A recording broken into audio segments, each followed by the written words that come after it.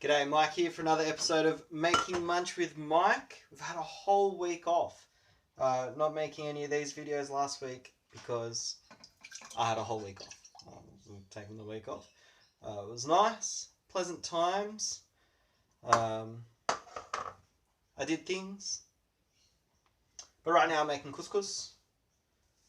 Place half a cup of water in the saucepan. Sorry, it's been a while since I've done this, so I need to remind myself. Brings the boil.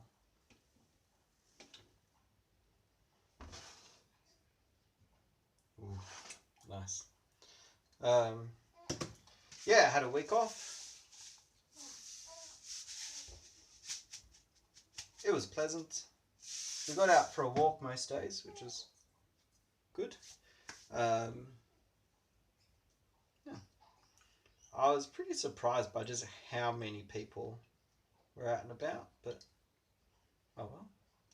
I wonder, I don't know if it's being fair, but I wonder if there's just parts of Newtown that are free to wander about and parts that are less free to wander about.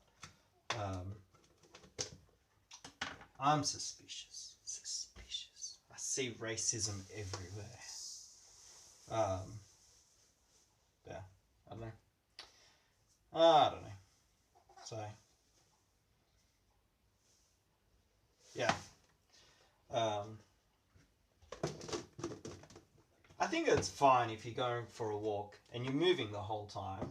Then you're not like spending time near someone breathing the same air as someone else for a long time. But if you go to the park and play basketball with your friends, I feel like that's probably not okay.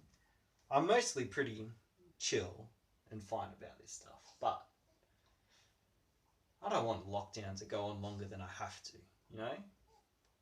Short-term pains for long-term gains. That's what I'm after. Just stay locked up, people. But, you know, go out as you need to, but sensibly. Not having a picnic in the park. That's not so good. Anyway, cranky old man rants. Why is that the first thing I do when we've had a week off and let's relax and now I'm back to be a cranky man? Who knows why? Maybe it's because I've forgotten how to make couscous.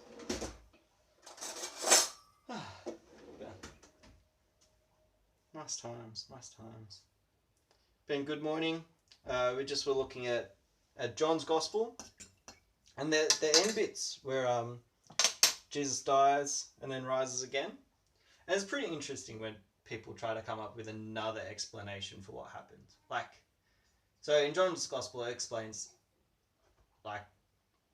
there's lots of indications that John's an eyewitness. He was there and he saw what was happening. So he is able to write about it. And when the Gospels turn up in history, they're from the first century. They existed at the appropriate time that they would have been written by eyewitnesses. But it just casually mentioned these people went to bury Jesus. But then also says remove from the heat.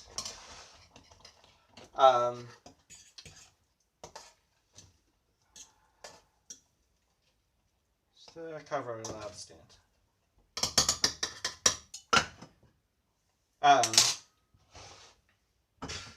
Chefing, getting in the way of doing some making lunch with Mike. I'll use this to time. How handy.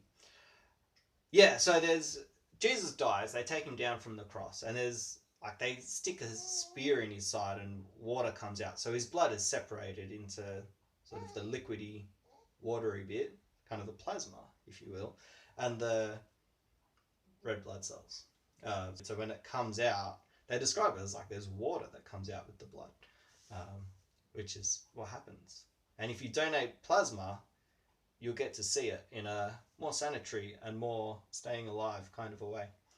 Highly recommend donating plasma because you get so much time with people. I donated blood last week, which is only a 5-minute donation, so less time with people.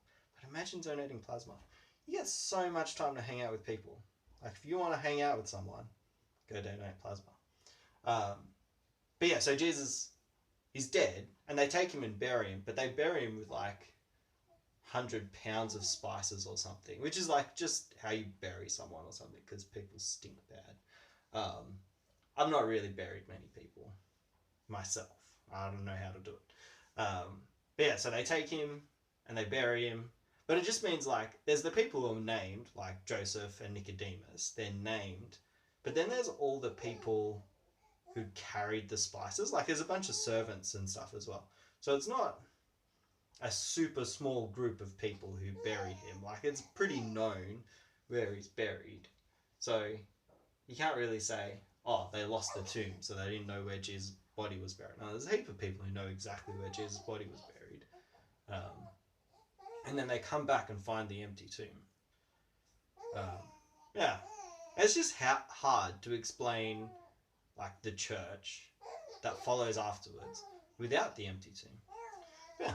So there's just good reasons to believe that Jesus rose from the dead. Like historical reasons. Like it's hard to explain history and the ways people acted and what they did without the resurrection. Like why did all of the disciples die if all they needed to do was say, oh no, the resurrection didn't really happen? Like they were claiming they were eyewitnesses and they weren't getting any gain out of it. Like I've heard people say, oh, Christianity was made up to control people. But the people who, like if you're saying made it up, that made it up died. Like they didn't control people very well if they were getting killed. I imagine if you're wanting to control people, you're wanting to get the best out of everyone else and get all good stuff for yourself, not to get crucified upside down or whatever. Yeah, so wild times, but good moment. Jesus rising from the dead. That's quite a polemic approach to it, but significantly, like he is the one who is able to give life. That's a less polemic approach. That's more just the significance of it. Jesus is the one who's able to deal with death. He's able to rise from the dead and live, and he's able to give life to others just as he has life in himself. Those are quotes from John, by the way. Cover and allow to stand for 2 to 3 minutes. I think I started rambling about that at 4 minutes. Now it's nearly 8 minutes. Cool. Add 1 teaspoon of butter. Oh, and heat again. We've got more chefing to do. Sorry for talking about my chefing so much. I'm just thinking out loud because I need to. Could you hear Sylvia gurgling in the background then? We were playing peekaboo. They were playing peekaboo. I don't think Sylvia has a whole lot of object permanence just yet. But she does. I don't know when you're meant to get object permanence. But she looks for Rachel. Maybe, like, she looks for Rachel when she can hear her? Nah, she just always looks for Rachel. I don't know. I don't know how object permanence is meant to work, but Sylvia seems to know that things keep existing. I don't know. She's having a good time. She's a good girl. Oh, wow, that's stiff. Oh, you know that all that time I was rambling, I was meant to be grating some cheese. Oh well, I'll do that in a sec. But yeah, this is nearly cooked couscous. How delicious. And then we'll have some cheese and some grated carrots. Nice. Oh no, if I can keep some of it in the container, make a mess. Yeah, good times. So it's nice to holidays that then you're ready to get back into doing stuff. Well, that's why you have holidays, so that you have the energy to keep going and doing things that are worthwhile. So I'll be back into studying John's Gospel. Although now that we've finished John's Gospel, I'm like, wait, what are we going to do for the rest of the term? Because I think it's still John for the rest of this semester. But maybe we'll be talking about themes and stuff a bit more as we go. Who Who knows? Who knows? What a good time.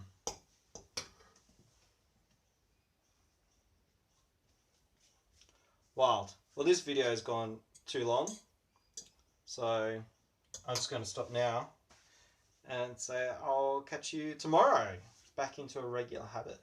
Have a good time. This has been Making Munch with Mike, or Mike's Making Munch. Still don't know what this is called. I should go back and find out. I don't know. Who knows? I think maybe I just need to decide myself. But yeah, anyway, I should just stop this instead of keeping on rambling. So have a good one, and I'll catch you tomorrow.